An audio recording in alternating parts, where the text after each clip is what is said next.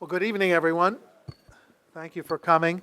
I'm Harold Holzer, and I have the privilege of serving as director of the Roosevelt House Public Policy Institute, and it's a special pleasure to welcome you to one of and the latest iteration of the Aspen at Roosevelt House series, which is an ongoing partnership between the Aspen Institute and the Roosevelt House Public Policy Institute. Officially started even before Roosevelt House opened in 2008, because earlier in 2008, Aspen and Roosevelt partnered for a series on the presidential election, presidential leadership. And here we are at another fraught, intense moment to discuss an issue that's so important. We have an extraordinary panel tonight about whom you will hear in a moment. We welcome them, and we want to start by introducing our Aspen moderator and host for the evening, Linda Lehrer, who has spent her career in both media and education. We have something in common. We both worked for public television at one time or another, basically another, I think, at this point. But it's great to be in partnership with her again. She also worked for Children's Television Workshop, launched the Magic School Bus, an award-winning children's television show, also the first online CTW series for children and parents. And she is director of New York Public Programs for the Aspen Institute, and here we are at a really important New York program. So please welcome Linda Lehrer.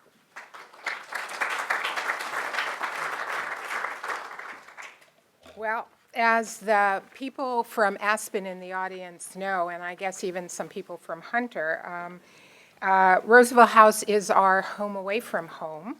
Aspen is headquartered in Washington, D.C., but we do most of our programming in Hunter, thanks to a wonderful partnership with Jennifer Rabb, president of Hunter, and Harold and his wonderful staff. So thank you very much. In creating this evening's program, we had a little more help than just our two staffs, and that help came from the Aspen Institute's Homeland Security Policy Program, which works to heighten public awareness of the nation's continued vulnerability to terrorism and to persuade decision makers to take necessary steps to close the gap between how secure we should be and how secure we actually are.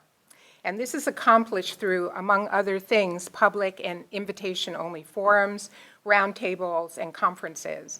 And many of you know the very famous Aspen Security Forum, which takes place every summer at the Aspen Institute's campus in Colorado and brings together senior, present, and former government officials from all relevant U.S. agencies, as well as foreign officials, leading thinkers, and noted journalists. And they spend their time there a week discussing and debating issues of the day in the fields of counterterrorism and national security. And tonight, you are going to get a preview of that summer conference. A very small preview, but a preview nevertheless. And next month, the Aspen Security Forum will debut its global version with a discussion in London from April 21st to 23rd. So if you want to know more about either our Homeland Security Policy Program or the work we're doing at the forum, we have some members of the staff from DC here. Leah Dreyfus, hands up, Leah's not here, okay. Deb Cunningham is in the back, and John Hogan. And feel free during the reception to talk to them a little bit about the programs. Tonight's program will touch on some of the issues I've just mentioned as part of a conversation on cyber threats. Cyber issues are in the headlines these days, from Apple's legal battle with the FBI regarding security and privacy, to revelations of state-sponsored cyber attacks on corporations and governments. How does the U.S. respond to such attacks? What should our offensive strategy look like? Those are some of the issues that we're going to be talking about tonight, led by our moderator, David E. Sanger, Chief Washington Correspondent of the New York Times. In case you don't recognize him, he's right to my left, right here. David has covered a wide variety of issues surrounding foreign policy, globalization, nuclear proliferation, and Asian affairs. Before covering the White House, he wrote extensively on how issues of national wealth and competitiveness have redefined the relationship between the U.S. and its major allies. And as a correspondent and then bureau chief in Tokyo for 6 years, he covered Japan's rise as a major economic power and its subsequent recession, as well as stories about North Korea's secret nuclear weapons programs in the 1990s. And during David's career at the Times, he was twice a member of reporting teams that were awarded the Pulitzer Prize. So I'm very happy to turn the program over to David and let him introduce his panel for this evening. David?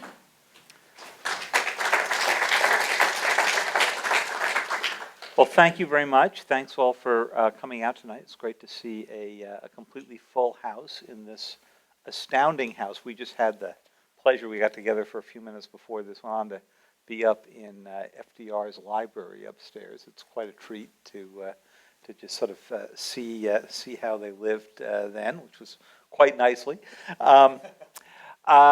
I'm also very happy to be here with two good friends, and so let me introduce them.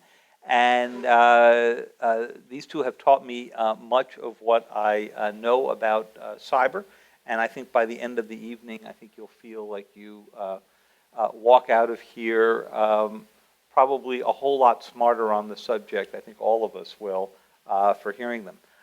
To my immediate left is Jason Healey. He's now the senior research scholar and as an adjunct faculty member at Columbia at the School for International and Public Affairs. And Jason is one of the country's leading authorities on cyber conflict, on the competition in the cyber world, and on cooperation. He's particularly interesting when the conversation turns to the question of how states use cyber to compete with each other, and we'll talk about that because it's a big emerging element of the scholarship that's underway now. He was the founding director of the Cyber Statecraft Initiative at the Atlantic Council, where he remains a senior fellow.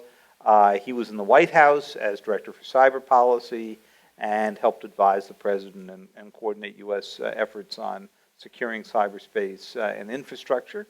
He created the first cyber incident response team at Goldman Sachs. They've been busy since you left. And I should also add, he runs a fabulous student competition, which is, I guess, this weekend, right?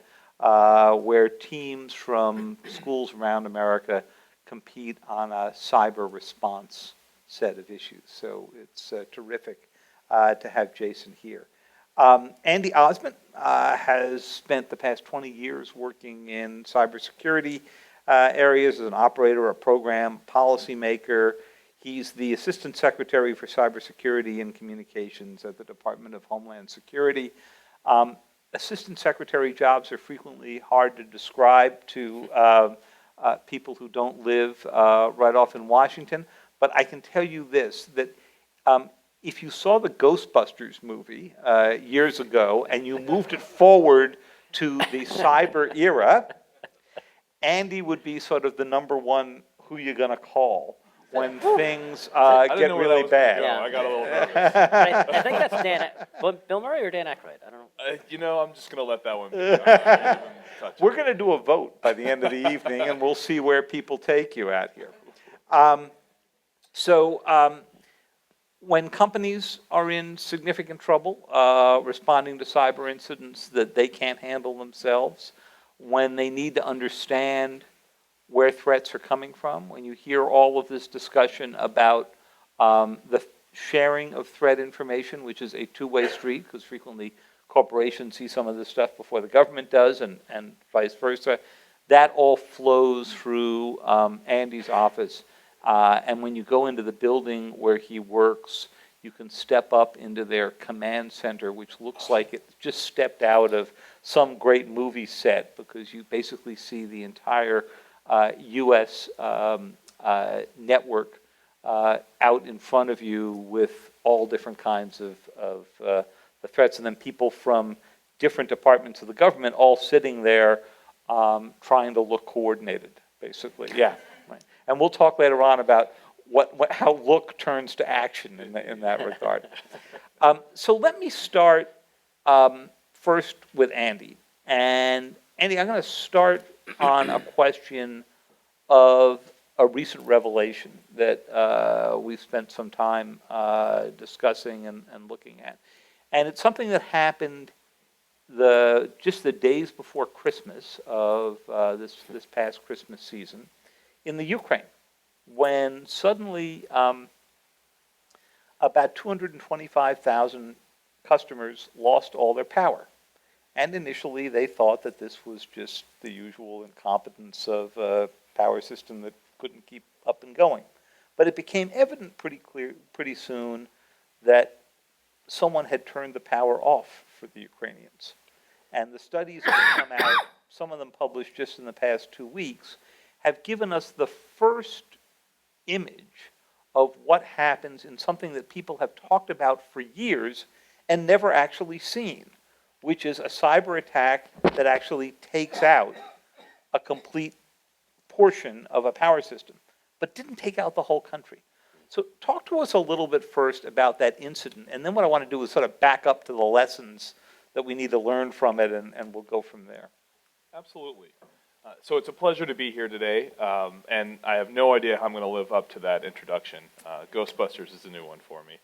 I think this Ukrainian incident is a really valuable case study, and frankly, one of our goals at the Department of Homeland Security is to really raise awareness about this incident across the nation, because what I really want is the CEO of any company that runs anything, a power plant, a water plant, a manufacturing assembly line, anything at all that is run by a computer. I want them to read about this story, maybe from David's article in the New York Times, and I want them to call their IT people and their IT security person and say, are we vulnerable to this? Because that's really how we're going to make sure that the nation is more secure. So this is a great step in raising that awareness. What happened in Ukraine? So December, a few days before Christmas, and first let me say, how do we know this? We know this because the Ukrainians were great folks. They invited us over to come and see what had happened and learn from them. And so we interviewed the people there and learned about the situation. It was a team that was the Department of Homeland Security, Department of Energy, NERC, which is a quasi-governmental regulatory body, and the FBI attaché in that space. So we went over there, and it turns out that essentially the Ukrainians, 3 different power distribution entities. So these are the entities that control how power is distributed, suffered a simultaneous attack. Within 30 minutes, these 3 different entities had people log in, and the operators could actually see the mouse moving around on the screen. They weren't touching the mouse, they could see it moving around. These people logged in, they turned off the power. They hit the breakers, just like you have a circuit breaker in your house, but scaled up for a power grid. Dozens of breakers were switched off, and the operators lost control of their consoles. So the power is off, but it turns out, and they were able to reconstruct this later, the attackers did a number of other things, all within that 30-minute period. So if the power goes off, fortunately, most people have something called an uninterruptible power supply. Think of it as a backup generator. Except the attacker had turned these off also. And so not only did they lose power, they lost the ability to use their computers to restore power. The attackers also destroyed computers that were used by these power distribution organizations. In particular, they destroyed not only regular computers, but they destroyed the equipment that connects the regular computers to the specialized computers that actually control the grid. And then finally, just to top it all off, they literally did a telephone attack. So it's like they had computers ring the telephones of these organizations so that the telephones became overwhelmed and nobody could use the telephones to reach the organizations and communicate about what was going on. What was really fascinating about that was 3 different organizations all suffered this attack within a 30-minute window. That's a lot of activity to happen with a 30-minute window. And so from our perspective, nothing about this attack was uniquely powerful or uniquely sophisticated, other than perhaps its coordination and scale, which was relatively sophisticated. But the actual techniques used could be used by all sorts of hackers out there, and they could be used against U.S. firms. And they are not specific to power companies. Again, they could be used against a water company, a manufacturing company, any company that uses these specialized computers that really control the real world. And that's what's super concerning for us. So we want to make sure that American companies are aware of this threat. Equally interesting is, how did the bad guys break in? Well, they broke in actually months prior with a phishing email. We're all familiar with phishing. Often it looks just like a regular email. Somebody clicked on a link or downloaded an attachment, and that's how the bad guys initially broke in. So it's not a very sophisticated threat vector, but it's an effective one. So what are we going to do about that in Homeland Security? Right? We know we have a problem. How are we going to address it? So one way we're addressing it is we have a mechanism for publishing bulletins, if you will, to alert computer operators about threats they need to be aware of. We're also going on a roadshow around the nation to further educate these operators. And then we use the mechanisms that we've already built, where the private sector can come together and learn about cyber threats from each other and from the government. And those are sector coordinating councils, so where people from individual sectors come together. There's an electric sector coordinating council, for example. And there are also information sharing groups that we call ISACs, Information Sharing and Analysis Centers. So we have the challenge of disseminating this information across the nation, and so we tackle it in all these different ways. We give it to these groups, these ISACs and these sector coordinating councils. We publish it on our website, where we have subscribers from companies across the nation, and then we go on a roadshow to try to raise awareness. Probably the most effective thing we can do, though, is to have people like you and folks like David spread the word with their communities, or in David's case, write a very powerful article about it. So hopefully you will go forth and do that.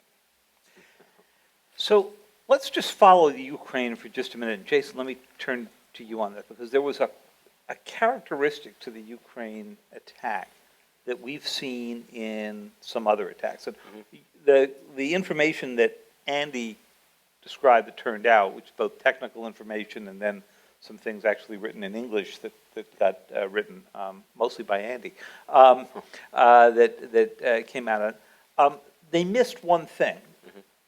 Well, I didn't miss it, they avoided it, which was who did this, which is frequently the hardest thing to go figure out. Now, there's a widespread assumption that the Ukrainians have that this was done by Russia, because almost everything else that the Ukrainians see that's happening in their country of a destabilizing nature is. But talk to us a little bit about the difficulty of attributing these. And then secondly, as you read through the reports on this, it's clear that while the events took 30 minutes, the preparation for it took months. It was patient, it was careful, it was like Sony, it was like the Office of Personnel Management, where the attacker went into the system and basically did surveillance that lasted a long time and was impressive for its depth. I am a little bit hesitant. If this is Ghostbusters, I'm not sure I should cover the same topic as him, because we're crossing the streams. Oh wow. You know what happens then. I've been waiting like 5 minutes for that joke. Thanks for setting me up. So there's a couple things in there, and the first was the whodunit and the attribution. How do you know? And this is really challenging when you look at cyber things. I mean, you might experience it if you get an email from a Nigerian prince. I mean, you might say, is that really a Nigerian? Some of you might actually get real emails from real Nigerian princes in an Aspen crowd. But most of us, if we get one from a Nigerian prince, we don't actually know. But how do you know? There's no way to actually know. I mean, you can't click on confirm and the internet will say, oh yes, this is real. Or if your phone rings, I mean, and it doesn't give you identity of the caller, right? That's everything on the internet. It was built, so there's no real way that you can trust the caller ID on the internet. And so this has vexed us in this field for decades, since the earliest time when we started to see internet, because we didn't design it to be secure. We didn't design for this kind of trust in mind when we put the internet together. And so that's caused us all sorts of problems. But fortunately, there's not only one set of truths, right? We don't have to rely on just the ones and the zeros. We have those of us that come in from other fields, like intelligence. And I teach students, public policy and international affairs students, and they understand the world. And certainly when you see an attack on Ukraine, or in the past on Estonia or on Georgia, if you follow even just the basic headlines in the New York Times, much as read the articles, you can come in with some presumptions on who might be. You can come up with some theories of the case and start following your way down. And so when we're trying to do this attribution, there's kind of 3 ways that you go about it. And one of the real technical things, can you try and figure out where it came from? What time of day does it look like they were trying to attack you? There might be technical details like what kind of keyboard did they use? If they were using a Russian Cyrillic keyboard, a Ukrainian, English. I think that's a hint, huh? Yeah, it can be. And so these technical artifacts that you might be able to find. There's a second set that a prosecutor might call the MO, the modus operandi. I don't know if anyone's fans of the Ocean's 11 movies, especially the newer ones. If you know anything about crime, if you've been robbed by the Ocean's 11 gang or by the Night Fox, right? If you're familiar with the movies, right? The Night Fox, he's a cool European guy, and he kind of like dances around, and he's all suave, and he's very quick and silent in the way he robs you. The Ocean's 11 gang, they're wacky, and they're kind of high tech, and will do these other things. But if you know anything about crime, you know who you've been hit by. And the same thing is here. So Andy's got folks that are also in CIA or NSA and also in all of these private sector intelligence companies. And they're all out and they say, you know what? We see a group that did this to the Ukrainian power, and they used these tools. They used this infrastructure. They used this style. And my friends that I've talked to on that, they say, boy, we know those tools, we know that style, and we know those are Russians that are high confidence and with a good chance that they're connected to the Russian government, just because of the way we see these tools. And especially on the private sector threat intel side, they're able to say that a little bit more freely than the government, which the government says that they've got some, they've a little bit higher threshold for being able to say such things, and rightfully so. The third way that you can get the attribution, so if the first is technical, the second is style, the third is what I've already talked about, that context. And that can give you. I remember I was walking down the street and I saw in DC, and I saw a news crawler on a newspaper building. I won't say which one. Our bureau doesn't have a crawler in Washington, I know, so that only leaves one, yeah. I'm trying to be... I was trying to be polite, you're running. And it said, North Korea walks away from Panmunjom peace talks. So knowing anything about international affairs and knowing something about cyber, I said, the North Koreans are likely to attack. Right? I mean, you don't have to know anything about the real ones and zeros. You don't have to be a cyber expert. You just have to know the North Koreans are kind of crazy. And when something like that happens, you should expect that they're going to start hitting out. And a lot of that times that context is really important. And that's so much of my lesson when I teach students or when I'm talking to policymakers, especially not cyber. I mean, Andy's coming in with a strong technical background. Most government officials don't. And what I try and tell them is, look, you're an ambassador, you're an elected official, you're a general. All those skills that got you to that point, all that judgment, all those classes, all those courses, all that training, all that experience, actually help you out far more in this cyber thing than you've been told by most of the geeks. Love geeks. Most of my best friends are geeks. I don't mean it as an insult. But right, they're coming at it from that ones and zeros and that technical perspective. But for a lot of these, you might not understand the ins and outs of cyber conflict, just like a soldier might not understand the ins and outs of air warfare. But those instincts in those classes probably serve you a lot better, especially for this high-end stuff like we saw in Ukraine or a lot of these other big attacks. Well, thank you, and we'll come back to that in a bit. And by the way, those technical signatures that you describe not only help you with adversaries, they sometimes can help you sort out attacks that it's suspected the United States or its allies were behind. So when we were doing the investigations into Olympic Games, which was the code name for the attacks on the Iranian centrifuges, one of the most interesting elements of the code, apart from the fact that some of it seemed to be written by people with Israeli training, some by people with American training, was that part of the code dropped dead at a certain time. It had a sell-by date, by which point the code would just go out of action. Now, teenagers do not put sell-by dates into the programs that they write. Lawyers put sell-by dates into the programs. require it, yeah. Right, because they want to make sure that this isn't left out there for a long time. So suddenly we knew that whoever it was who did this attack had a significant legal team out there advising them. And that sort of narrowed the field a little bit. Yeah, and can I draw on that? Sure. And what was in the field we called it Stuxnet, and officially apparently it was called Olympic Games, and it was so brilliantly designed.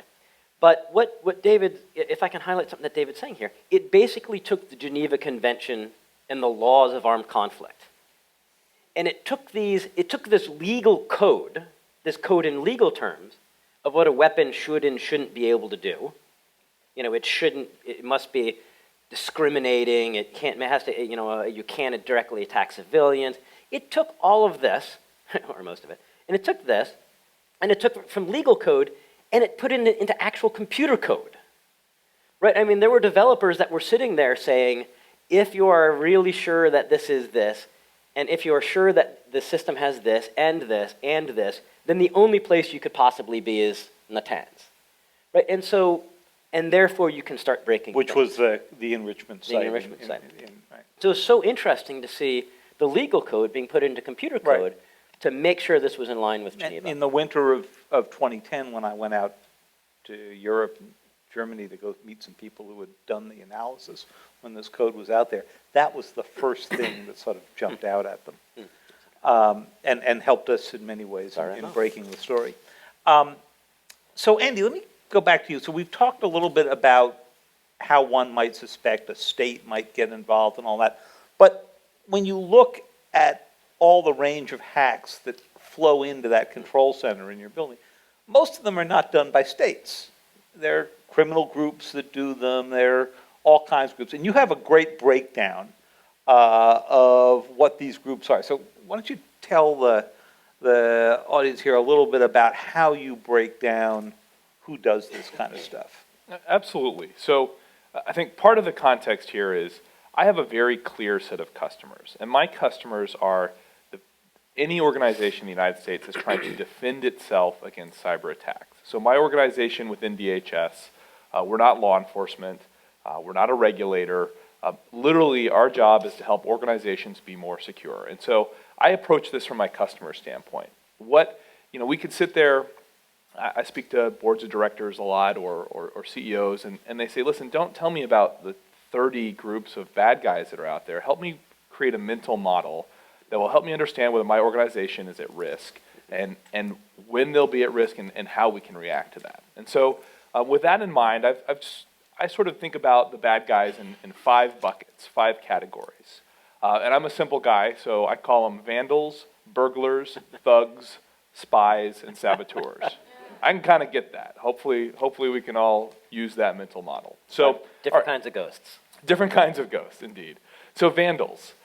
Vandals are the folks that want to bring down a website or perhaps literally modify a website. Think about it as graffiti on the internet. Very common, and companies do absolutely care about this. It can have a reputation impact for them, but usually it is not really going to disrupt their operations. And frankly, people are pretty good at dealing with that. Burglars. The motivation of a burglar is pretty honest. They want money. It's a sort of Willie Sutton theory of cyber, right? They go where the money is. And sometimes money is literally, you can do a wire transfer. This is a problem in small businesses that suffer from wire transfers and they can't claw the money back. But it can also be the theft of data, health records, or credit card numbers that is readily monetizable. So that's what a burglar is after. Then we have the thugs. Thugs are really after damaging their victim, and their motivation may not be immediately clear to the victim. So Sony Pictures suffered an attack that I would consider thuggery, if you will. Spies. Was Ukraine thuggery? Somewhere between thuggery and saboteur? Ukraine was somewhere between thuggery and saboteur. I think that's a useful point. And I think the motivation of it is perhaps unclear right now. That would make it a thugateur. Indeed. Ooh. All right, Jay's on a roll tonight. I I don't don't know, know. you I keep mean, I giving me feel the intimidated. Then spies. Spies are after intellectual property or after the theft of government or military secrets. And then finally, saboteurs. Saboteurs are one of the groups I worry about most because a saboteur will break in and then, to the conversation we had earlier about the Ukraine, a saboteur may break in and not do anything for a while. They may lay in wait until there is a moment, perhaps of national crisis, and then take action. And so one of the real concerns I have is you don't have to know that you have saboteurs in your infrastructure for it to shape our nation's behavior. If we cannot be confident that our infrastructure is secure, just that lack of confidence can shape our behavior, and it can narrow our decision space in a time of national crisis. So the very existence and plausibility of saboteurs is a concern. Now, with respect to companies, I'll tell you, I'm bringing the Homeland Security, the national security perspective to it.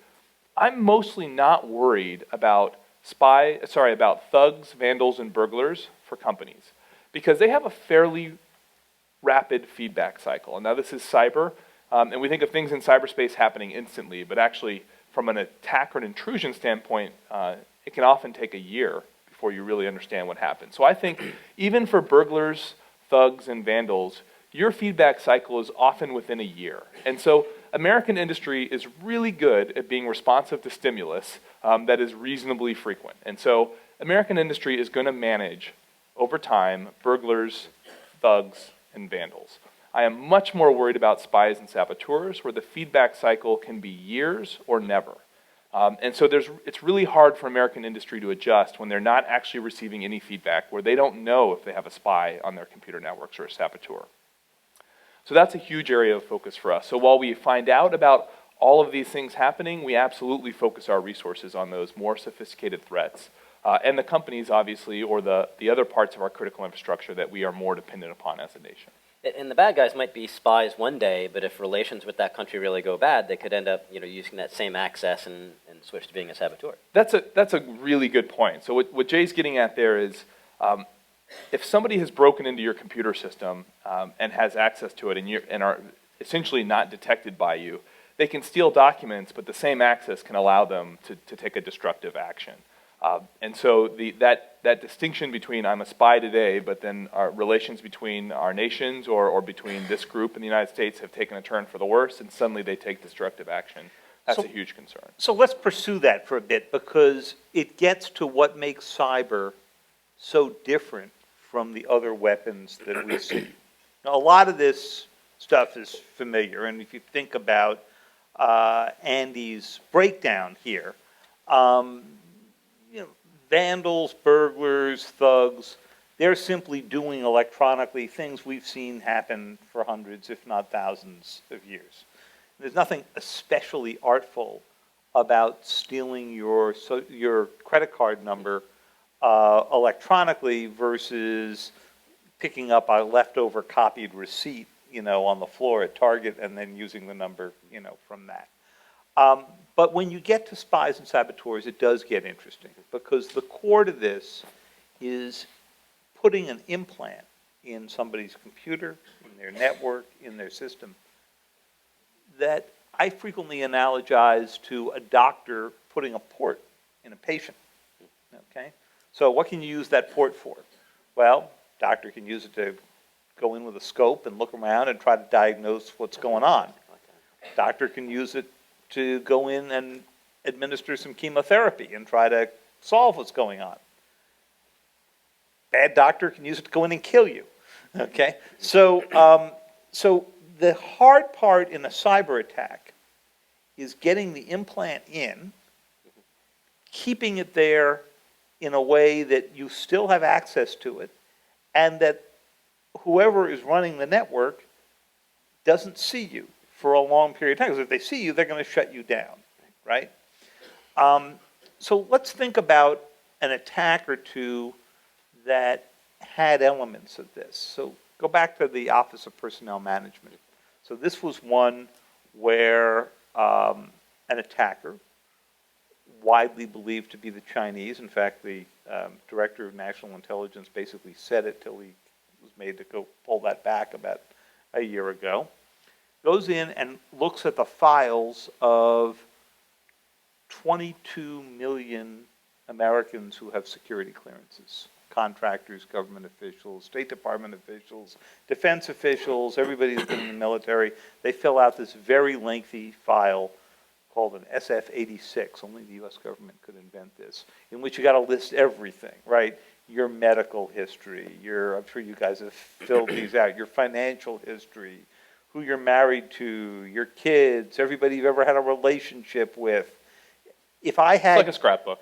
What's that? Yeah, right. If I had your SF-86, I could be Andy Ozment. I could be Jason, okay? And they were in the system for a year before they got detected. And they exfiltrated these out in a coded way so they weren't seen. So just going back to the analogy that you guys were using, talk to us a little bit about how it is that somebody can stay in a system for a year, pull out your data, and no one can see you. Yeah. So, All right, go for it. Who wants to take the first shot on that? So one of the things about cyberspace and cyber conflict, because a lot of my research comes in on the international security aspects in cyber conflict, is that almost all of the advantages go to the attacker. One of the few places where the advantage goes to the defender is encryption. And this is one reason why in the Apple case you're seeing the techies get so up in arms, because encryption is about the only thing we have done that we've got the strength on our side and the attackers have the hard work. In almost every other area, that is flipped, where the defenders have the incredibly hard job and all of the advantages go to the attacker. Part of that's because what I said, it wasn't designed for this. The attacker can use any vulnerability in a computer that's ever been found. I mean, the defender has to try and patch every single vulnerability that has ever been found. The attacker only has to find the one that hasn't been used. All of these bits of scale aid the bad guys. So if any adversary is sufficiently good in the spies and saboteurs that Andy talked about, they are going to get in. They are going to get in. If your banker says, don't worry, we have a firewall, doubt what your banker is telling you. If your security guy is saying, it's in an air-gapped system, there are no wires that connect to this computer with this computer, it is impossible, that's just what we call a high-latency network. It just means it's going to take longer, but if they really care enough, they will get there. The Natan system? Was air-gapped, right. And so And that slowed the attackers down by days sometimes. Yeah, right. And so what you want for your company, whether you're a board director, or a shareholder, or an officer of the company, is to at least be good enough so that the vandals, burglars, and thugs aren't getting in. You'd like to be good enough to slow down the spies and the saboteurs. Maybe you can catch them so they're not in your system for very long.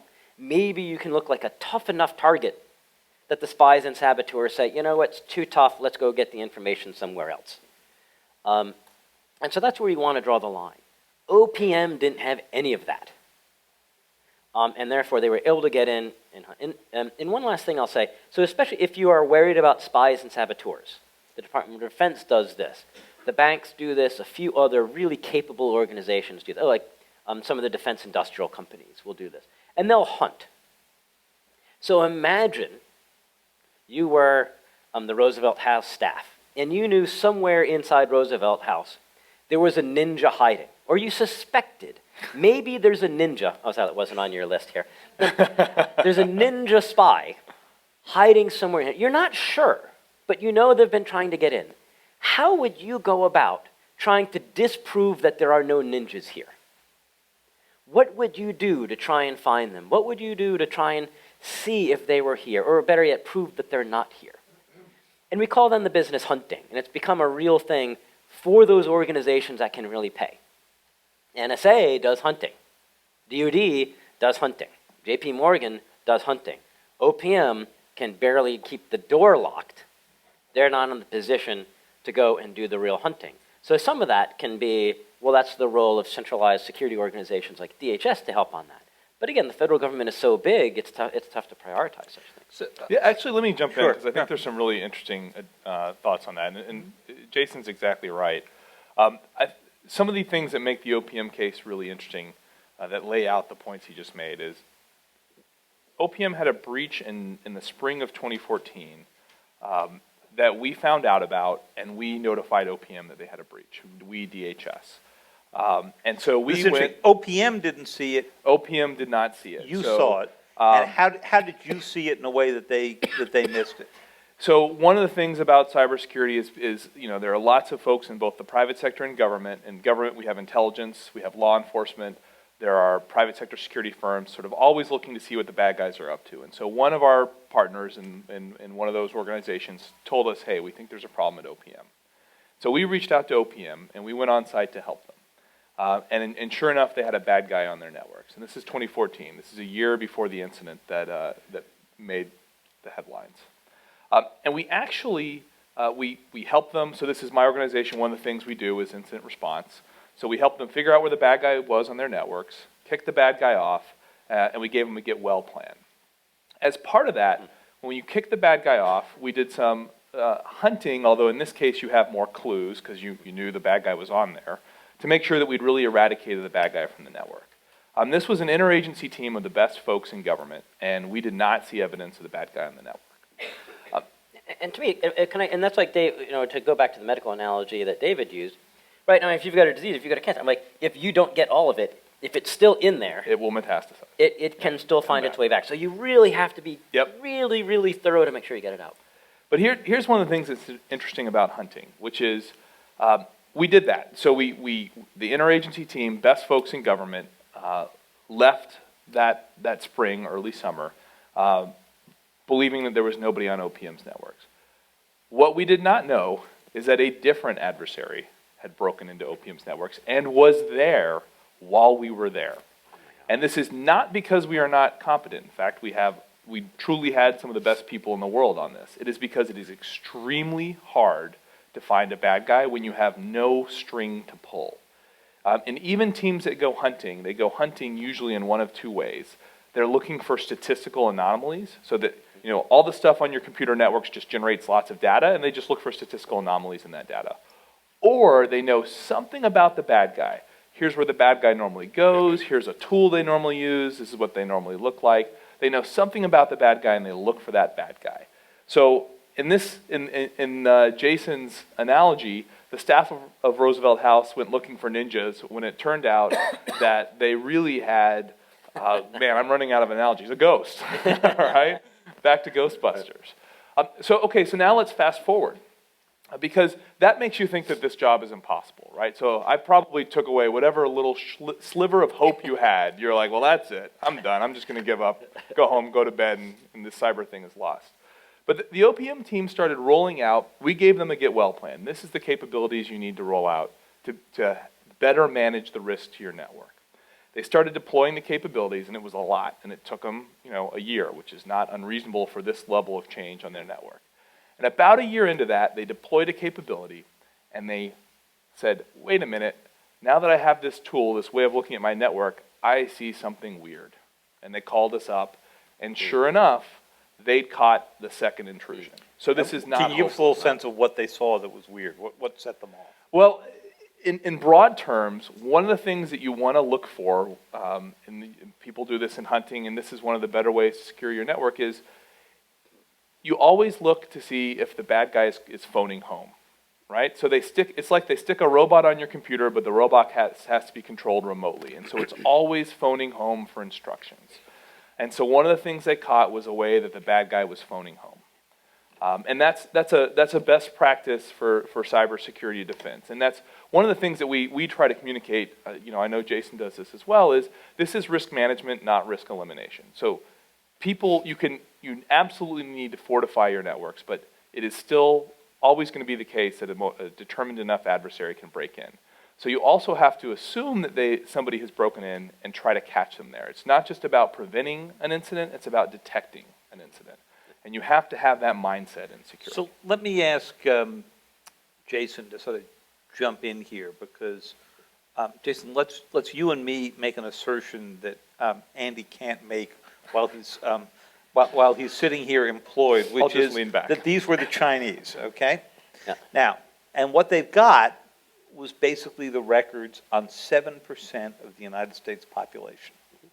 And it's a very elite 7% We like to think. who have got security clearances and all that, okay? So they're people who they're interested in because they may be coming in and out of China and so forth. There's also people missing from that 7%. If you work for the CIA, your file isn't sitting in the OPM system because the CIA never trusted the OPM enough for their files to go be there. They run their own thing. So obviously somebody's coming through the Beijing airport. They tell people that they're on their way to be the second agricultural secretary in the American embassy, and now their name doesn't show up. Chinese might wonder whether they're really interested in wheat prices or not, right? Yeah. Okay, so there are all kinds of intelligence data you can go gain from this. Does this fit into Andy's spy category? Does it fit into a saboteur category? Is it information that before an era of big data, the Chinese would even have known what to do with? I mean, if I dumped 22 million giant files on you, you'd probably feel a little overwhelmed. Yeah, so it absolutely 100% fits in the spy category at the moment. Again, if they decided to do something different with that, I'm not trying to downplay this, right? I mean, imagine that someone in this room, or a relation of someone in this room, is an assistant secretary at state, and they go to China, and the person across from them opens up their personal folder. Oh, you smoked marijuana once when you were 18. Oh, you had, like, how many ex-wives? Wow, right? I mean, the person sitting across from me at the negotiating table knows everything about you. But remember what we said after what Washington, D.C. said after the Snowden revelations. This is the way the game is played, right? And I come from a signals intelligence background. I worked at NSA. I'm from that community. And I had countless colleagues say, why is the world getting outraged by this? This is how the game is played. What did they think NSA was doing? And then OPM happened. And then we said, this is outrageous. The game isn't played this way. How dare they take this information? And let me make 2 points. Secretary Kerry, just a few months before OPM broke out, he gave 5 norms that the United States believes in cyberspace. Don't attack critical infrastructure. In peacetime, spying is not okay if you're using it for commercial gain. Regular spying, I mean, to me, this was like Korea in 1950 or Kuwait in 1990, right? Where we said, we've got these interests and these things we don't have an interest here. And then someone crossed that line and we said, that's not acceptable, this is over our line. And so my message to so many of my colleagues that had clearances in Washington, D.C. was, this feeling of violation that you have right now, that someone might know everything about you, that is how the rest of the world felt after the Snowden revelations. That sense of insecurity, welcome to the club. So at one point, General Clapper, the Director of National Intelligence, said, look, you got to admire this. If we could do it, we would have done it. And General Hayden said, I would not have even had to go to my political superiors and ask for permission. I could have done this on my own authority. But this then gets to the question of those norms that Secretary Kerry was raising. Because if the norm doesn't include stealing the data on 22 million Americans that you could use in a variety of ways, including, I can imagine, some commercial ways, because you understand the commercial relationships out there, it's not clear to me that it's enough to say, well, everyone does it, because this goes into a new category. Right. So we might have to think about, are there things that we would be willing to give up? Are there ways that we can look at new norms? I mean, we haven't normally had norms on espionage. I mean, with the Soviet Union, the US, CIA and KGB, I mean, we had some rules of the road. We had Moscow rules, right? On what would be permissible and you weren't supposed to cross that line. And movies like The Company or books like The Company kind of demonstrate that. I suspect Bridge of Spies does too, although I haven't seen it. So we might be able to come to some kind of agreement with them on this. But I'll tell you, the real losers in this are, if this kind of thing stands, you know, if we say, China, you can't do that, and we'll forswear the same thing, which I don't see us doing, the real losers aren't just going to be all of us, but imagine India, right? I mean, we've got an international crowd here, right? India is in the midst of, I think they've just passed 800 million of their citizens. They now have biometric data and electronic records, and I think it's 800 million of their citizens. If it's not 800, it's still hundreds and hundreds of millions. That now, CIA, Pakistan ISI, Chinese, Ministry of State Security, are now going to be eyeing that database and saying, well, that was good. We got 22 million from the US for security clearances. We can get every Indian citizen that is now being collected for us by the Indian government. So Andy, let me... And just draw that line out for if you think your kid, you know, the kind of world that your kids are going to have and their privacy and the kind of internet that they're going to have, if you keep drawing these lines out from the attacks on the electrical infrastructure or the attacks on OPM. I'm sorry. So Andy, think back 3 years ago when Snowden happened, the president said, look, this is the debate we need to have about how this goes on. But it seemed kind of remote to a lot of people because, you know, we saw the names of all these sort of bizarre code words and we heard about metadata and people are thinking, this isn't about me. Then along comes Apple, right? I've never filled out an SF-86. No New York Times reporter would ever get a clearance for anything, I'm pleased to say. However, my whole life is sitting in a phone, as is the whole life of everybody who's here. The pictures of our kids are in here. If your accountant sent you your tax returns, they're in here. Your texts with your spouse are in here, and your texts with your friends are in here, and your emails are in here. So it's a lot more, it looks like a telephone, but actually what's really interesting about it isn't the telephone function. It's everything else. So the Apple case comes along, and suddenly we've got the government saying, yeah, we're in favor of strong encryption, but we need a way in the midst of, you know, if you're doing an investigation. And as Jason has said, encryption's the one thing the defenders really got going for them in a big way. So talk to us a little bit about the competing interests that are out here. Because, you know, on the one hand, the government has got an understandable case for wanting to get in any kind of kidnapping case, in this case, a terrorist investigation. But on the other hand, you've got to be worried over at DHS about anything that weakens the encryption in a serious way. Yeah. So, you know, I started my career as a computer programmer and went into cybersecurity. So I very much have a perspective of cybersecurity that I apply to this. And so in the government, we really see the benefit to cybersecurity of encryption. Jay has really highlighted that. But I have plenty of colleagues who work in counterterrorism, for example, you know, who wake up every day. I wake up and think, how do I make sure that Americans are more secure in cyberspace and against cyber threats? They have the same lens against terrorists. And, you know, there is obviously huge value to be derived. We're in a world where the threats operate at a scale and speed that is enabled by IT. And so, you know, the lens of those who work in counterterrorism and law enforcement is that they need to have tools that also work at those scale and speeds. So this is when we come to questions like this truly is a societal trade-off conversation. And that's a point that the administration has made, that we do have to have a conversation about this as a society as to what our priorities are. Because there is going to be a challenge. And is the Apple case the right way or the wrong way to have that conversation? When the president said it, he was thinking of it in the Snowden context. But is the debate that's happening around Apple, which is very personal because we've all got phones, is that the right way to debate this? Because it's so specific? Is it the wrong way? What's your sense? You know, I mean, my sense is it is the way that we're having the debate right now. And you know, one of the benefits of it is more concrete on both the law enforcement need and you know, obviously the consequences that Apple is highlighting. I do want to actually switch gears slightly, though, because I want to jump onto a point that Jay made that I think is really important about this asymmetry, that it's easier for the attackers in cyberspace. This is a hugely important point in cyberspace, but it also points to why we focus sometimes on information sharing, because that is the other way that we handle the asymmetry where the offense has the advantage over the defense.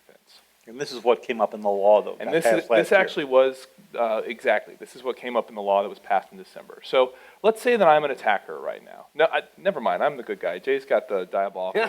You must facial pay hair. the rent. Jay's the, exactly, he's the attacker.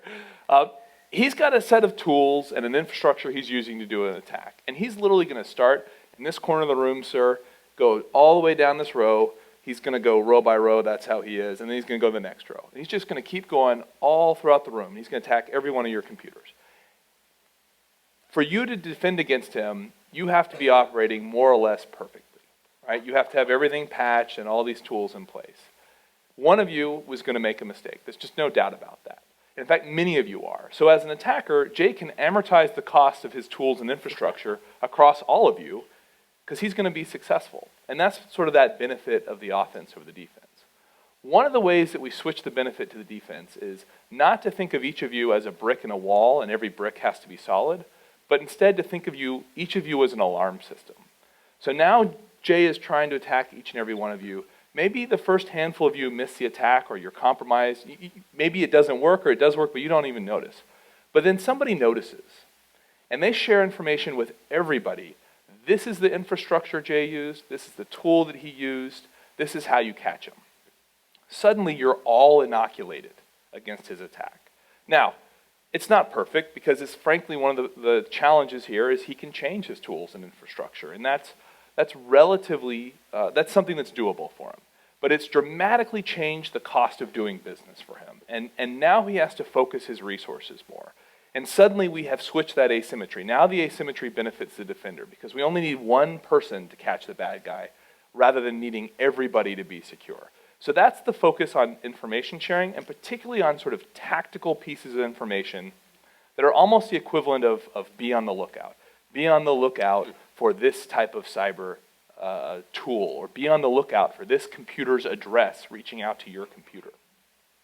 So what the legislation did is it gave companies liability protection and made sure companies understood it was legal for them to share those indicators with each other and with the government through a DHS system.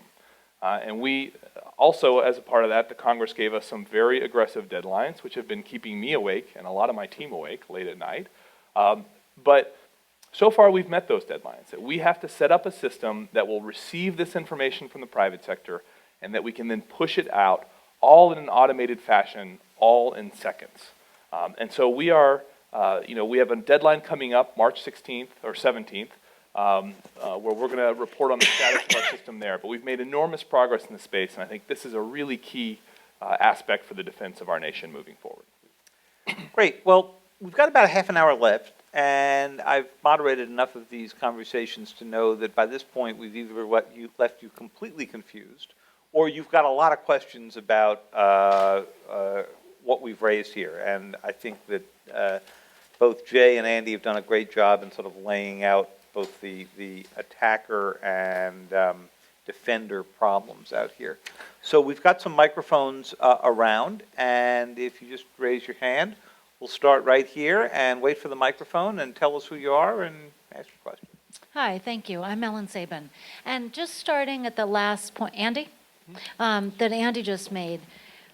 So in public health with the CDC, highly effective, get all the doctors, but there's a very organic system for that worldwide through CDC, WHO, et cetera. We all get everybody gets the information, we have the system. It sounds like you're going to be gathering this information. I guess my question is, who are you sending it to? How far and wide? Because it's not just, I'm guessing, your inner circle. It's the head of cybersecurity at Target. It's the head of this. It's the head of... So where is this going to, and are you mimicking kind of that infrastructure? That is a great point. Let me actually make one point first, which I should be clear that sharing this information doesn't mean you've had an incident. Successfully defending yourself, you still discover this information. So companies, one reason they'll share it is they're not worried because it doesn't mean, hey, somebody broke into our company successfully. So then to your point, how far and wide do we share it? And the answer is as far and wide as we can. And so, you know, we spent a lot of time early on. There's a debate to be had here, which is, do you try to only get the information to the good guys and keep it out of the hands of the bad guys? And that works as long as you're 20 people. It doesn't work when you have to protect the entire nation. And so very quickly we concluded, look, if we are successful, if we share this information extraordinarily broadly, then the bad guys will find out almost immediately anyway because their attacks will stop working. And so spending a lot of effort trying to keep the information out of the bad guys' hands and only in the good guys' hands doesn't make sense in this scenario. It's all about spreading it as rapidly as you can. And it's interesting to use the CDC analogy. These groups, the ISACs, I was the vice chairman of the Financial Services ISAC, were created in 1998, or they were, President Clinton in 1998 came out with a presidential directive, and he said they might become some kind of CDC for the internet. It was even in that, or even that original language. And we haven't had, they've largely been within sectors, and some are working better than others, and so it's interesting what the next phase is going to be. Yeah. And right over here. Hi. I've been to a couple of cyber conferences put on by large law firms with, you know, large corporate clients. And, you know, they talk about cyber auditing and everything else like that. And it really seems like it comes down to just a lot of box checking that, you know, you follow the NEST guidelines and you follow this and you follow that so that when you do get hit, your cyber insurance carrier will pay off. That seems to be the only thing. And it appears that they are just sitting ducks for a sophisticated attack. And they'll say, well, you don't know you've been attacked until the FBI comes and tells you that you've been attacked. And of course, you can't tell anybody that the FBI told you because that's classified and blah, blah.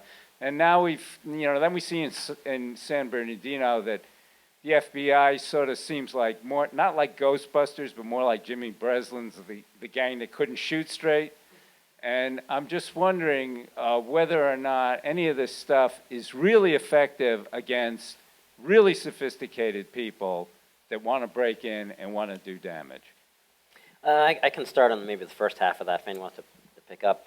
And right, for a lot of companies when they're coming in, they're in the audit mentality, right? I mean, we got to check the boxes. And you see that sometimes in law firms, sometimes in highly regulated places that might not have enough money to have money to do that and to do other things. You know, to get into risk management and go beyond that. One of the banks downtown, one of the big ones, they had almost a Sarbanes-Oxley kind of process where they went through every contract they had to say, does this company we've contracted with, do they have access to our data? Do they interconnect with our networks? Do we have any information exposure at all to them? If so, how big is it? And they kind of did a triage. And so, I mean, they'd outsourced almost their entire HR operation. So for companies like that, they would go in and, you know, not just give them a questionnaire, but really check, how good are you protecting our information? Is it really encrypted? And then do on-site inspections. How good is your business continuity? If you go down, how quickly we'd be able to get our information back? And this took like a year and a half, run by a managing director, right? I mean, this must have been at least a $2 million effort. I mean, at least. And one of the things they found out of that was the biggest exposure was law firms. Because they had the most sensitive data. And it had the least amount of protections concomitant with What I was talking about are law firms advising those Fortune 10 companies. Right. Okay, and they are, you know, getting together their Fortune 10 clients for conferences and saying, here's what you got to do. Okay, got it. I thought. All anybody's doing is checking No. boxes. You know, It depends on the industry. Depends on the industry. I mean, you go downtown, you know, a couple miles, and you won't find that at all. You'll find extremely risk-rich management that really dives in. It's really tough to take that position after Target, because it is really. I mean, executives lost jobs out of that. Board directors lost jobs out of that. And to me, that's tough advice to give as a lawyer to someone when people have been held personal, you know, have been fired because of it. Let me jump on that as well. So there's a maturity spectrum where compliance-driven approaches are less mature. And we all understand that in this space. The reality is that for a large portion of our economy, though, like that's as far as they're going to get. And when you do a compliance-driven approach, you absolutely do get value out of the work that is done to meet the compliance. There's anytime you have in any industry where there's a compliance-driven approach, there's also waste, right? Because you're applying the same level of activity even where it's not necessarily needed. So if it's working well, your compliance-driven approach raises the low water mark to a certain level, and then you put risk management approaches on top, where you say, okay, we've got a basic level of stuff here, but now this is what I really care about, and that. And I'm going to put a lot more money into defending this and that on top of my baseline of compliance-driven approach. But anytime you do compliance in any industry, you can do it with two mentalities. You can do it with I have to do the minimum necessary to check the box, and that's the game I'm in, or I'm really trying to avoid a negative outcome. And that's always true in any sort of compliant or audit function. But it does surprise me that that's advice to Fortune 10s. I mean, I think that's... Okay. Right here. Microphone's coming. I'm Llewellyn Barkin. You know, your example earlier about each one of us having some level of exposure and then in some number, statistically, probability, we would, one of us would be alert and let everybody else know. But if we were all small businesses as opposed to large corporations or individuals and didn't have, let's talk about the hundreds of thousands of small businesses that have neither a compliance department or a risk assessment department or frankly even an IT person. And probably no cyber insurance. And probably, right, no, and yet, given the connectivity of the systems, they're equally exposed to all the connections to the banks and the securities firms, you know, et cetera. What's the system that we've set up at the national level that protects those companies, and what should we be doing? Yeah. Small businesses are a huge concern and a real challenge. You're exactly right. If a business has one IT person or no IT people, the odds, how do they secure themselves? And we don't have a great answer to this, to be perfectly frank. Our current solution is that we work with the IT vendors and the security product vendors, and the goal is that they are capable enough that the products and services the small businesses are buying give them that modicum of security. But I'll be frank, I actually think the IT market is going to dramatically evolve for exactly this reason, that our current IT market does not provide systems that can be readily secured by a small business. And so I think the market's going to have to change. And I've heard, I mean, I generally poo-poo on the education efforts. They don't pay off. But I mean, there is some important things that we can do in basic hygiene that DHS talks about and others talk about. You know, if you've got that, at least having, you know, some kind of antivirus on it. You know what I mean? That in keeping it patched. I mean, there's a couple of basic things that can at least help you. I think right now we're in a moment where it's as bad as it's going to get in this, because I think it will get better, because now small businesses are doing cloud. Yeah. And now all of a sudden you don't have to worry about the security. Your cloud service provider, you know, Microsoft, Google, Amazon, IBM are the big four, and they handle it. I remember, so I was working for the Atlantic Council think tank, and my CFO brought me in, and they were like really cautious, because me as the security guy, they thought I was going to attack them because they wanted to go to cloud services for a lot of work. And I was so happy, because we had no security staff. But instead, we were using Microsoft's in this case. And DoD is going to cloud. Absolutely. Okay. Because then now, so you, go ahead. And Andy, you mentioned before OPM, and they're finally, a few weeks ago, we had some news about what's happening to the OPM database in the future. It's going to DoD, right? That's right. And so the concept here is the more you can centralize this with groups that are doing the hunting and looking around, the safer you are. I think, another way of saying that is centralization is, our security philosophy these days is really about centralizing things in one place where we can protect them. And there was a debate for a long time as to whether that was the right approach. I think it's pretty clear that that's won out.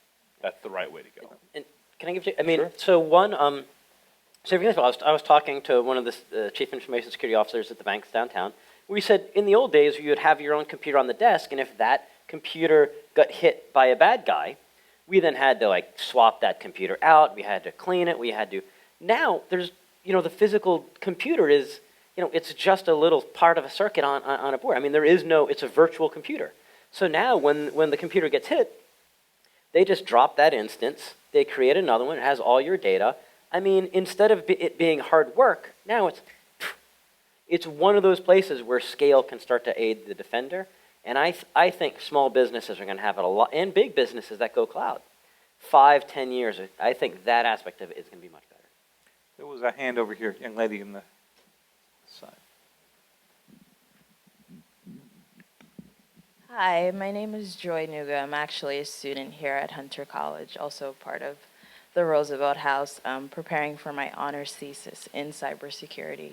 And so I have a two-part question that kind of correlates to one another. David and Jason, you mentioned earlier about how I think the key is to figure out who exactly is committing these cyber, attacks. How do you go about that in terms of the insider threat? And once you do identify who's doing these attacks, this I guess would go over to Andy. How do you think that cross-agency collaborations between the DHS, the DoD, NSA would happen in terms of mitigating these threats and actually pursuing? That's a really interesting question, because when you think about the fact we have an administration that has probably pursued more leak investigations than any past administrations added up, and yet when you think of the two biggest leaks they've had, they've both been from insiders, WikiLeaks and then Snowden. Yeah, I mean, having come from the bank, I'm not a big fan of how we've been going about insiders, because really the problem with the insiders, they could fall into any of the 5 categories that Andy talked about, right? They could be any one of those things. And so a lot of the normal motivations and ways that you might go about it are a little bit different. I'm disappointed with a lot of the ways that the U.S. government responded after Snowden, because they said, all right, well, obviously we can't, and especially even going back to Manning, of saying, all right, we just can't trust our people, and we've got to really kind of crack down on the people and limit what they can do, which is tough, because the federal employees are in military are already under enough pressure and enough F-86s enough, and so now we've just got to do even better and get more clearances out there and do even more lie detector tests, and to me that's tough. I was coming from a bank, right? I was one of the watchers. Right, I was a vice president on the computer security team, and I could not write to a CD. I could not write to a thumb drive. So when I saw that happen to NSA, I cannot believe that person is still considered a computer security expert in the United States, because in my bank you would have gotten fired for that. In my bank, I had, as one of the watchers, if I was sending out an Excel file, especially if it was going to a Googled Gmail account, my boss came to me, a vice president, and said, I saw you sent these files out. Can you please explain to me so that I feel comfortable why you were sending these out? Oh, here's why I was doing this. It was this. Okay. So Jason, if you had put something called a crawler in the system that was basically an inexpensive program that crawled around the system and collected up every file around the bank, would it have set off an alarm? Oh my gosh, in the bank? yeah, without a doubt. And you had internal firewalls. We would call them watertight compartments, right? Right. Because we had too many Navy people around, and so that it would get stopped. So when the NSA, when Snowden dropped a crawler into the system at the Hawaii outpost of the NSA, an organization whose middle word is security, did they see it? My understanding is no, and they had difficulty trying to find out what he did. And what happened in these cases where people said, all right, we can't trust the people, and we're sharing too much information. We're doing bad. We have to go back more to need to know rather than share information around, rather than live up to the responsibility and put in some technical controls that are out there. Andy, anything on this before we move on? Yeah, I would just highlight, so first of all, for you and all other cyber students, hopefully you'll come and give me a card or something afterwards, because we're hiring. Secondly, You're hiring at a really high rate, aren't you? we are hiring at a very Give high us a rate. sense of, how many people you're taking on board at DHS and... It's my goal. I have a 600-person organization right now. I can hire up to 900 people today. I can hire an additional 300 people so that I'm a 900-person organization today. Well, we've got 100 right here. Well, there you go. 200 So I'll left. talk afterwards. Bring your classmates. Yeah. I just want to... You did ask how would the government, sort of different parts of the government play out. In a normal breach, first of all, if it's a burglar or a vandal, you're likely going to be dealing just with law enforcement. And, there are a lot of different law enforcement agencies in government, but FBI, Secret Service, Homeland Security investigators, groups like that. If it is a more significant incident, a spy or a saboteur, DHS will also likely help. We're there just to help the organization get back up on their feet again. And so think about us almost as a significant incident as like an arson. And we're the firefighters, and then law enforcement is also there with us. They're after the perpetrators. We're after helping get the fire put out, help the organization get back on their feet again. Okay, so we're down to about 8 or 9 minutes before this is over, so we're going to do a little bit of a lightning round here. All right. Where we're going to take a couple of questions together and then from that. So we'll start with you, and then Leah, and the gentleman right there. Okay.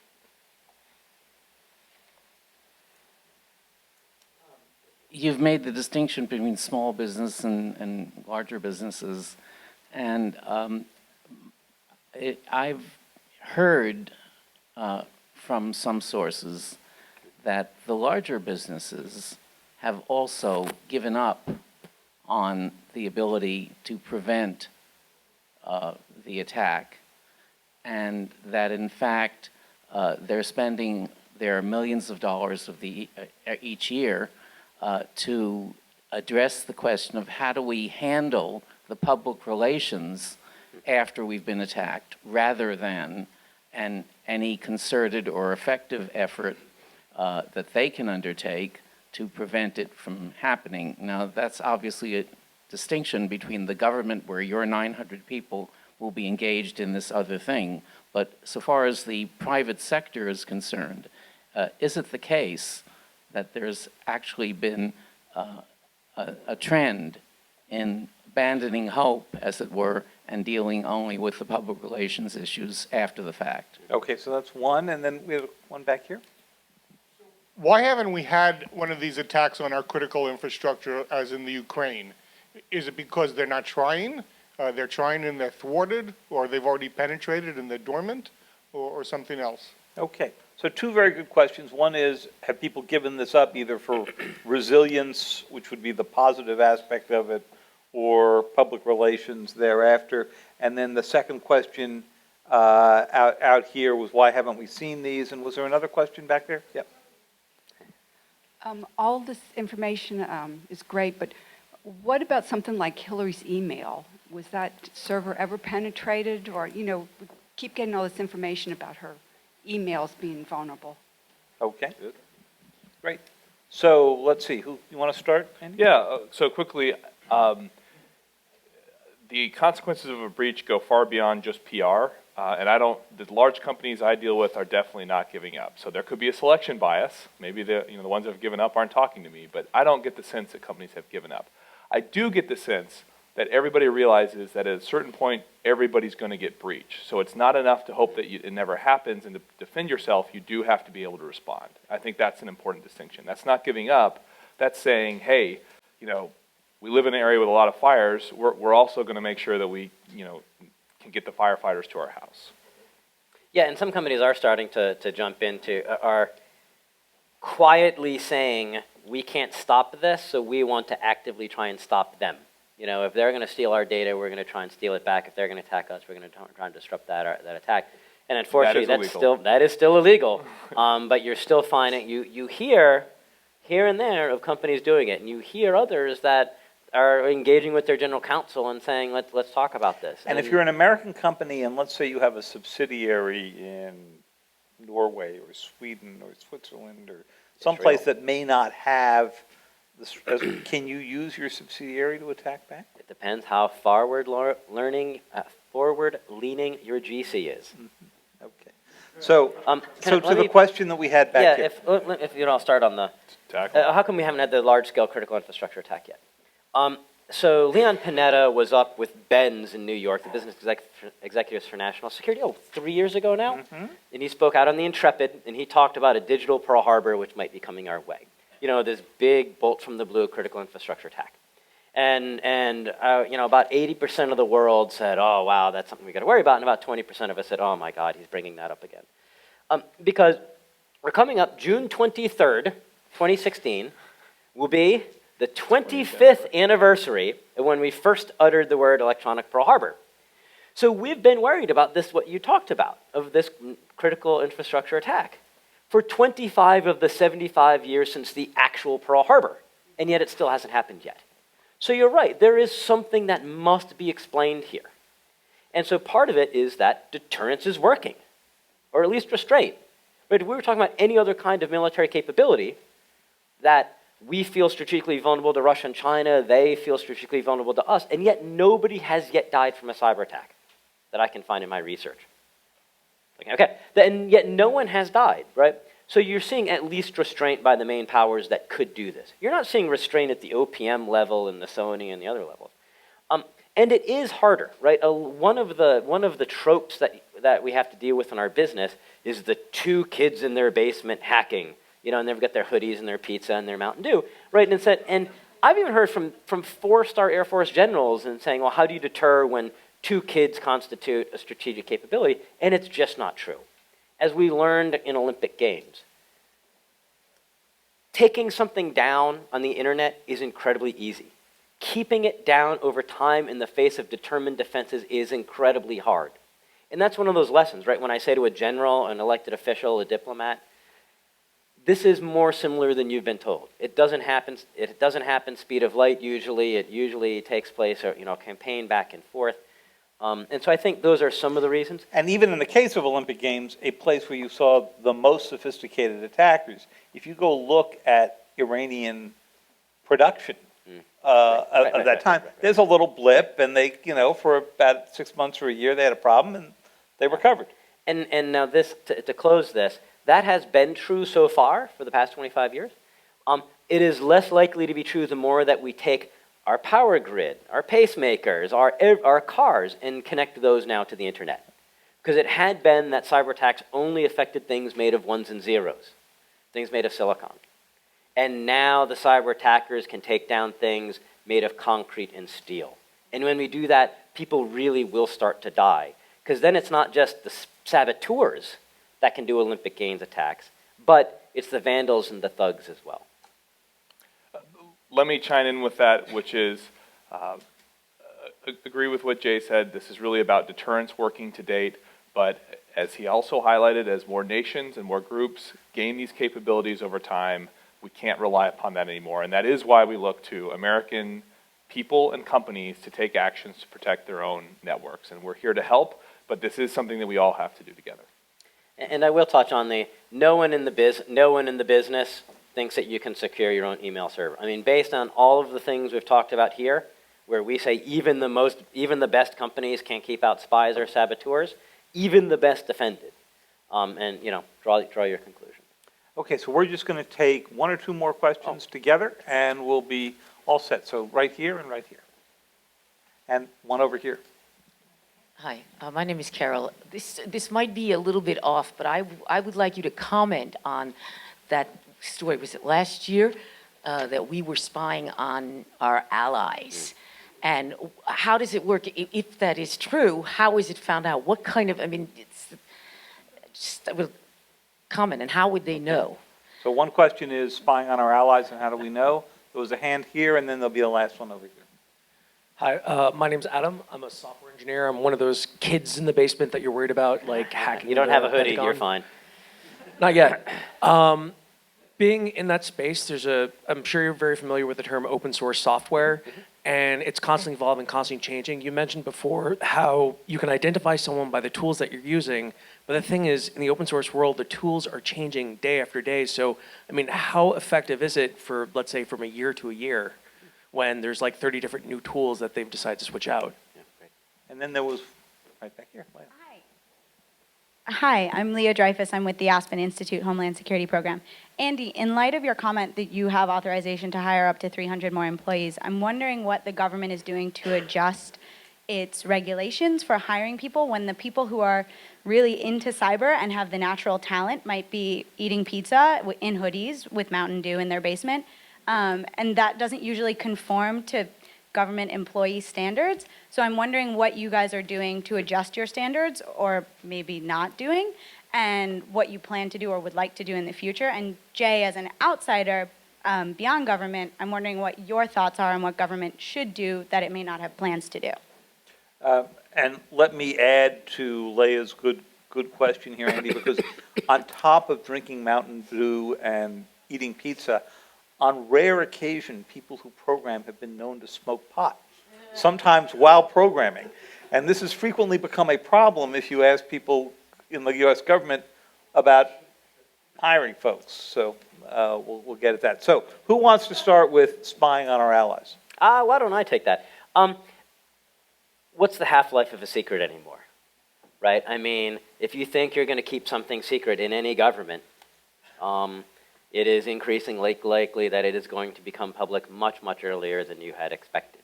Now, in this case, it became out because it was leaked. I mean, because someone talked to someone like David, or in fact, David, perhaps. And someone said, okay, this is too much. And that actually did lead to changes in policies. So. In fact, the president at one point stepped out and said, we are no longer going to be listening to Angela Merkel's cell phone. And then he left out about 25 other leaders who, in the Snowden documents you learned, were probably also being listened to. But again, that would normally be considered legit, a kind of a legitimate target. But it was Okay. Open source software. Do you want to take that? Yeah, I'll jump in. So tools do, whether they're open source or black market or you name it, tools do evolve rapidly. But I think a key to Jay's point is when you get into doing sophisticated attacks, you generally require sophisticated organizations. And sophisticated organizations end up having processes and procedures and regularities to them. And that does tend to lead to patterns of behavior that look similar. Obviously, one of the things that we all worry about is what is called a false flag attack, which is essentially somebody pretending to be another attacker, adopting their tools, adopting their behavior. So none of the three ways that he talked about for identifying an attacker is foolproof, but that's life. That's true in every other aspect of national and homeland security as well. So you do what you can with the information. And it's up to intelligence to try and stay in close contact with the bad guys, whether that's in our systems or theirs, so that we can see the kinds of tools, right? If you don't, like if I saw what tools you use today, and I didn't see you for another year, I wouldn't know it was you because you've changed the tools you use. But if I can see you once a week or once a month, I'm going to be able to kind of track the way that you're maturing your tools over time. And that's what you need good intelligence to do. And that's what the best cyber threat intel companies do. And of course, that's what we do at Fort Meade in Langley. And Andy, I think the last question was, how do you handle the hiring of unconventional federal employees? Well, again, partially by taking cards after this. In 2014, Congress passed special authorities for DHS to give us essentially the same hiring authorities that the Department of Defense has. So that's a huge step forward for us. It will require a rulemaking process, and so the department is going through that process, and it's going to take some time. In the meantime, I do have some other ways of hiring people more rapidly. And in fact, we've now worked something out where we're using existing authorities in a novel way, and I've just given all of my cyber employees a 10% raise, and some of them that have key certifications, I've given a 25% raise. So right off the bat, I just made some major improvements in the pay that I give my employees. And how does that compare still with what they can get in the private sector, DOD, NSA, whatever? That's below the belt right there. Sorry. Man, that's mean. Yeah. So how does it compare to other government agencies? Very well. Sometimes it's higher than what they can pay. How does it compare to the private sector? It actually depends on where you are in your career. My pay scale tops out below the top salaries that private sector employees can pay, obviously, employers can pay. But in the earlier and middle stages of the career, it's actually not too bad. Is it a pay cut? Absolutely, it's a pay cut from the private sector. But we also have a mission that the private sector doesn't have. We do very cool things that matter for the American people. And we still attract great people as a consequence of that. One of the things on standard, and then I'll finish on Leia's question on government. It really hit me in standards. I was watching an interview with a senior Marine Corps general, and he says it takes us 2 years to train a cyber Marine. And I was thinking, that's because you're making them do like 15 pull-ups and still teaching them bayonet thrusting techniques, right? I mean, you don't necessarily, you might need to think about how you're going to treat a cyber Marine in ways that you treat, and of course that's anathema to the Marine Corps. You know, of course everyone's a Marine and you start that way, but it also means that they might be behind in this field, or they might not be able to do some of the things that they otherwise would have liked to have done in this field. As far as government, I was always pushing that the private sector is the supported command rather than the supporting command in cyber conflict, using the military terms, right? They're the ones that are actually at the front lines. And too long government treated the private sector, they have to be the ones that give Washington, D.C. the information, and Washington, D.C. will make things happen. That's been flipping in the last couple of years. I think both at DHS and also at Fort Meade, where it was maybe a little bit more prevalent. And so I think that has changed, and it makes me feel pretty good. I think we need to have the president come out clearly and say what his priority is. Is his priority to keep Americans safe from terrorist attacks and keep us physically safe, or does he want to prioritize the innovation and IT dynamism that we're getting from computer security to make us safe there? It's coming down to zero-sum decisions. And he has avoided, as has all the presidents before him, saying which one of those is more important. And as long as we're mealy-mouthed about it being a balance, then every decision comes down to being case by case. Every decision means that you can have one official, like Director Comey, that can be out in front and saying what he thinks it ought to be because there's not an overall priority. Last, overall, we've got to change. If we want our kids and grandkids to not be having this same conversation in 20 years, we need to get defense better than offense. For a company, for a sector, for the country, for cyberspace as a whole. We've got to get it to a point where $1 of defense buys more than $1 of offense. So many of you might know my dean, Merritt Jano at CIPA. We've been getting together with some of the head honchos at the banks doing bank security, Greg Rattray and Phil Venables, and we've got a New York Cyber Task Force that's looking at how to get a more defensible cyberspace. Thank you. Well, it's a very interesting point that Jay made at the end there, because the president he has talked about balancing. Most politicians talk about balancing because in most issues, that's what politicians are tempted to do. They say, we have competing interests, we want to balance. This may actually be one where you have to choose sides, which is, and as some of you may have read in last Sunday's New York Times, you've got an administration that is deeply, deeply divided on this question at the most senior levels. So. And that's when you need the president. So I want to thank Jay and I want to thank Andy for a fabulous hour and a half, extraordinarily clear discussion of all of this without the use of acronyms, technological byways that would lose us all. And I felt I learned a lot, and I thank all of you for coming to join and join in the questions. Thank you. Ninjas, thugs, and ghosts.